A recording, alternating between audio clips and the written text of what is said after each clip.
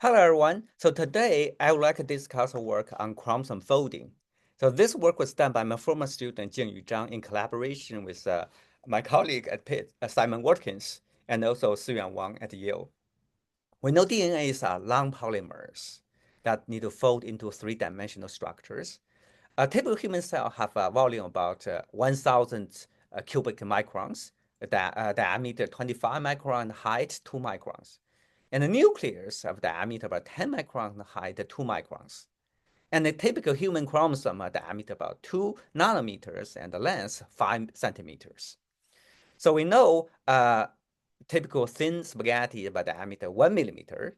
So if we scale a typical human chromosome to diameter of a spaghetti, 1 millimeter, diameter 1 millimeter, then the length will be about 25 kilometers. That's 15.5 miles.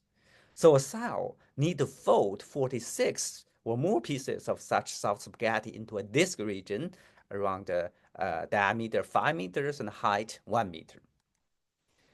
Well, common sense will predict this is what we'll get, right? Mixed polymers, uh, highly mixed, entangled, but this is what really observed. So the DNA polymers segregate into well-segregated regions, and they form in about a few minutes. But a random search, people have estimated that would take about 1,000 years. Therefore, cells need an extremely robust mechanism that's essentially working for any cell type, including cancer cells, that can fold the DNA properly. Otherwise, a cell will die. There are a lot of theoretical studies based on polymer physics. A quantity important for the study is this contact frequency between two DNA segments as a function of their genomic distance. The experimental data show that for a range, this relation is about 1 was inversely proportional to the genomic distance. And this has been explained by this theoretical globular model.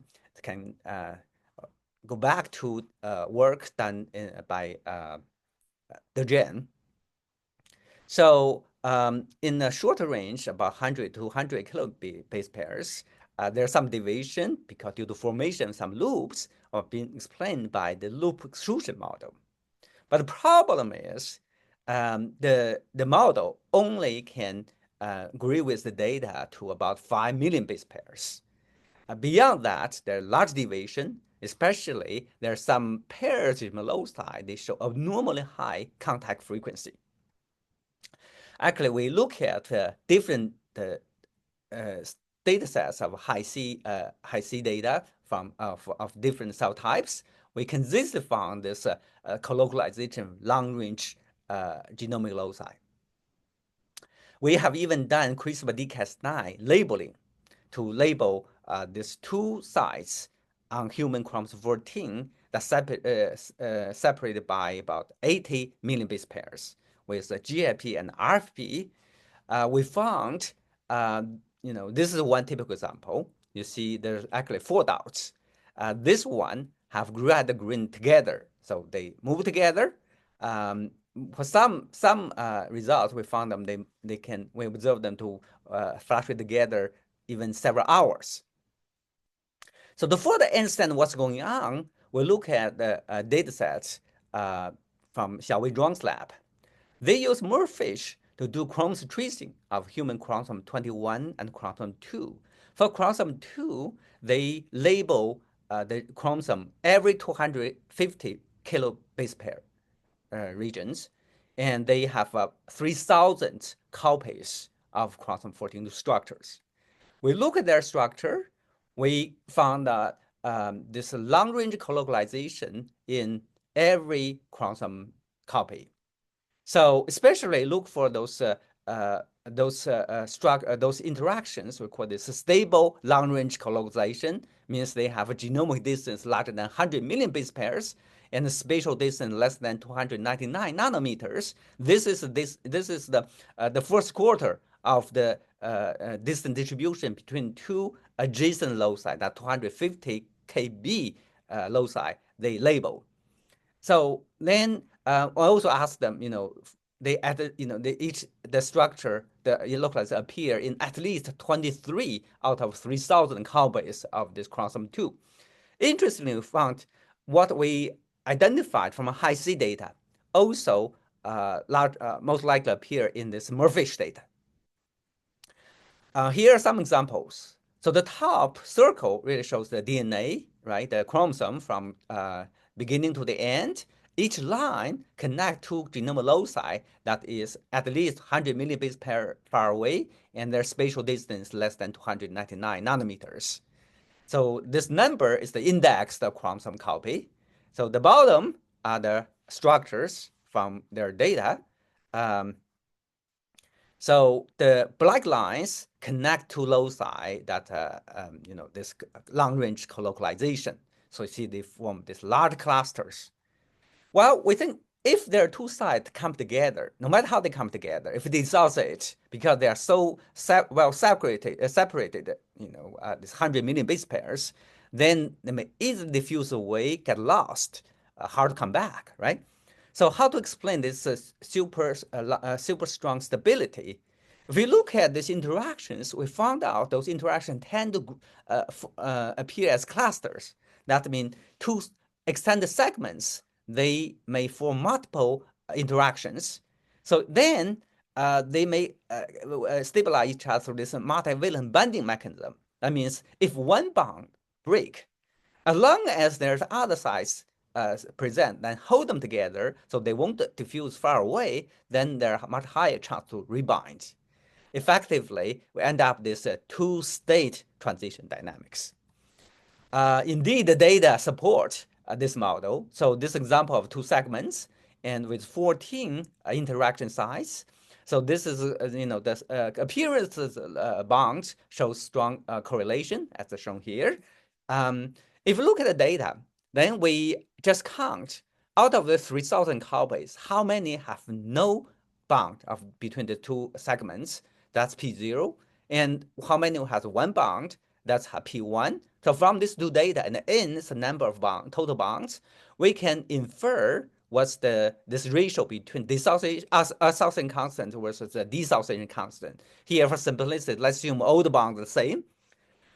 So then that will be, this brown column that what we predict, what you observe, you have 2 bonds, 3 bonds, so on and so forth, which clearly is much less than what observed experimentally. So if we assume with this one bond, that would greatly enhance the association constant by a factor of delta, we can fit the data well.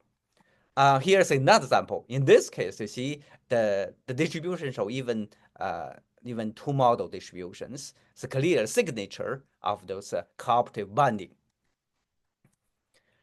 And we have actually examined all the segments, and we found out for all of them, the effective enhancement delta is can be 1 or 2 order magnitude higher than delta alpha. So here's one example. You see with and without the bond. And if we look at all 3,000 copies, we see those structures really essentially, look at their centroid distance. Clearly, the distribution shown as a two-state model. So let's come back to chromosome folding. We suggest this structures we observed from those Hi-C and Murphy data. They work together with other mechanisms like fractoglobular folding that can at different lengths and time scales. So look at this 3,000 copies. We see most of them have many copies of this long-range colocalization, but there's one structure, very strange, they have a minimal number. We look at the structure, it really shows the characteristic of this fractoglobular globular structure.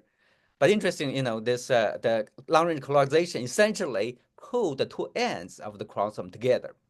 Okay, if you're familiar with the original paper, Uri Grossberg, on this chromosome folding of DNA, they discussed that you need a boundary condition, which should be either infinite or you have this closed end.